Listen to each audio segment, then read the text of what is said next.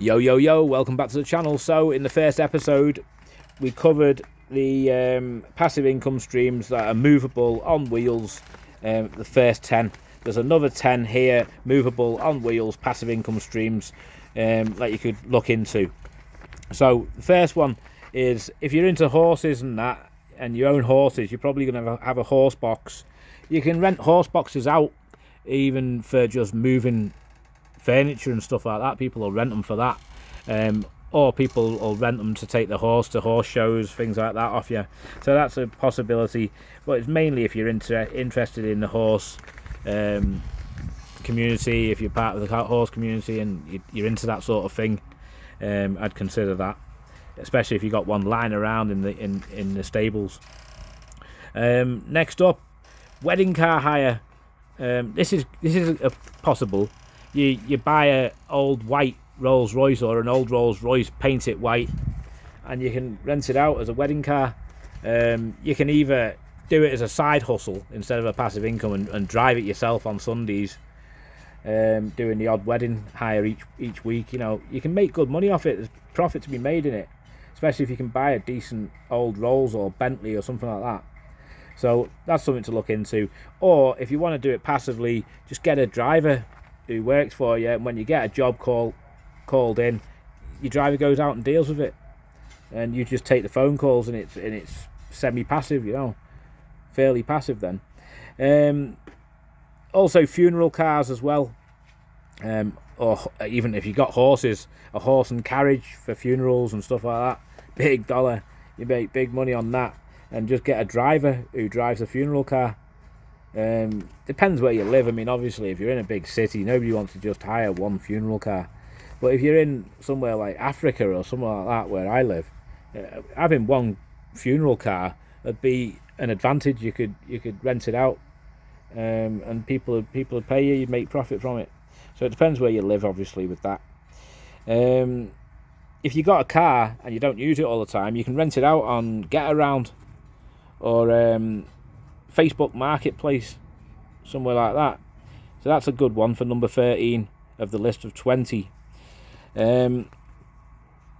Next up, number 14, limo hire. You can buy a limousine and you can rent it out. You can make profit, throw a driver in it. Easy business, set a website up for it, maybe. I mean, it's not 100% passive, that one. You're gonna have to put some hours into it. How many, yet again, depends on yourself and how you run your little business. But it's possible you could have it as a passive income if you get your brother to drive it and look after the business for you. You just put the money up, buy the limo, and if you fancy a trip out some stage, you got a limo to go about in, haven't you? That's nice. Next up, another thing that you can use yourself, number 15, is RVs or caravan rentals. Now, obviously, there is money to be made out of the caravan rentals, which are static caravans, but they cost a lot to maintain the site that they're going to be on. You're going to have to pay big site fees. They want a cut of anybody who's renting off you. So realistically, it just pays for the caravan so that you can use the caravan a couple of weeks, 3 weeks, a year or something. Yeah, and the rest of the time you rent it out and it pays the site fees, so you're not really paying anything out after you bought the caravan. But RVs, on the other hand, I like that. I like the idea of buying an RV. Buy a second-hand one. I wouldn't buy a new one. I'd buy a second-hand one and rent it out through one of these websites. There's plenty of websites where you can rent your RV out to other people who want to use it when you're not using it. So I'd well consider that. And also, being a bit of a nomad myself, I'd probably keep it most of the time, just drive around and see. I'd travel around Madagascar for a start and spend, a few days in each little village and just travel around for like a year or something. I'd love to do something like that. That'd be great. So RV rental, there's money in it. Caravan rental, there's money in that, but RVs more so. Jet ski rental, obviously, with jet ski rental, it sounds great. Move to Spain and rent a little beach villa or something like that, and rent like 5 jet skis out at like €1 per minute per jet ski. You're pulling in like hundreds every hour if they're rented out. The problem is when they're not rented out, when they're broken, and it's having a mechanic. Is there a good mechanic in the area? If there's no good jet ski mechanics in the area where you live, forget it. Don't do that, because engines are a nightmare. I've lived in Africa for 10 years. I've seen the mechanics around here just rip the hell out of an engine, just take it to pieces. And you know, they're not a robot in a factory in Japan. These guys are on the side of the street with cars whizzing past doing it with no ramps, no tools, no nothing. And are just, it's a nightmare. So if you get a jet ski in a place like this, as soon as it's got its first problem, oh my God, it's going to be ripped to hell. And the hard work jet skis to put back together. So jet ski hire, if you're in Spain, if you're in America somewhere on the coast, great, good plan. Rent your jet ski. There's even websites where you can rent those jet skis out and stuff like that. If you just got one, you can rent it out. Happy days. Boat rental for number 17. If you got a boat, you're not going to be using it all the time. So renting the boat out is definitely a good plan, because a boat's going to cost you 10% a year of the value of the boat to maintain it. Yeah, and that can be expensive, especially because boats aren't cheap. I mean, even in Nosy Be Island, if you want a reasonable boat, you've got to pay something like 25 to 50,000 euro just to get a reasonable little tiny day boat, you know. So it's not cheap. But if you've got a decent boat, why not consider renting it out? And there's loads of boat rental companies all over the Western world, like, for renting boats out. So there you go. That's number 17. Number 18. This is one of my favourites. I like this idea, right? You get a you buy a trailer, like an Ifer Williams trailer, a big steel trailer that tows behind your 4-wheel drive, and you rent it out to people, and they can put their rubbish in it, and then you just tow it away and sort their rubbish, and then take it to the rubbish place where you can take rubbish, and put it in there, and you pay the bill to the rubbish company. Obviously, they're going to want money for your rubbish, and you just charge it onto the client by the skip load. And you can do skip rental, you can do dumpster bin rental, trailer rental, or you can do, like, you know, the 1-ton sacks that you get sand in or stone in sometimes, that a company will deliver them off the back of a lorry in a 1-ton sack.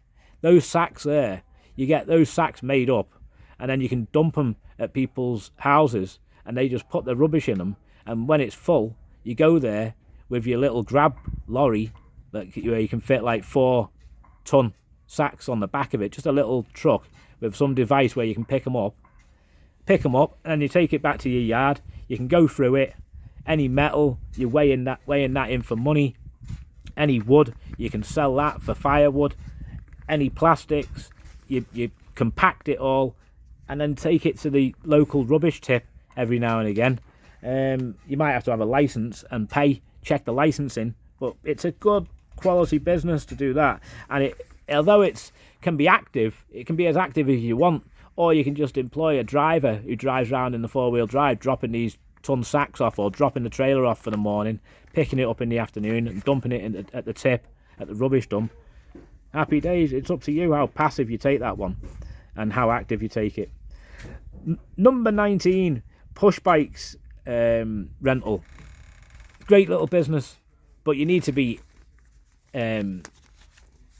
liking push biking and being part of that community, and you know how to put a push bike together, take it apart, fix the brakes, all that sort of stuff. But if you're into that and you've got a few push bikes, why not rent them out?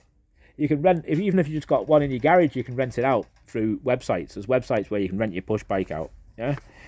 So check on Google search website for renting push bike in Botswana, in wherever it may be, Paris, and there'll be a website for it, right? You can also do tandems. I mean, like a place like Nosy Be, a little tourist area, you could rent tandems out, or push bikes and tandems, and you could rent trikes out, tricycle bikes out with a little back seat or whatever. There's plenty of little ideas that you can do. Obviously, it can be seasonal, that, and it can be hard work, and it can be an active business, not a passive one. So be careful how far you take it. It's Passive if you're renting it through a website and it's your push bike that you don't use very often and it's in your garage. If you take it to 10, 15 push bikes, you become an active push bike rental business. So there you go. E-scooters rental is exactly the same as the push bike rental for number 20. It's just they're electric. That's the only difference. So I'm not going to waste your time with anything else there. E-scooters is a possible for the 20th one. There you go. But my favourites have to be the black cab, robo-taxi for the future, RV rental. I like the skip 1-ton bags or a trailer rental business. So they're my favourites from the list of the first 20 movable, on wheels, passive income streams that you can look into building. Thanks for watching. Give us a sub. I'll see you in the next video.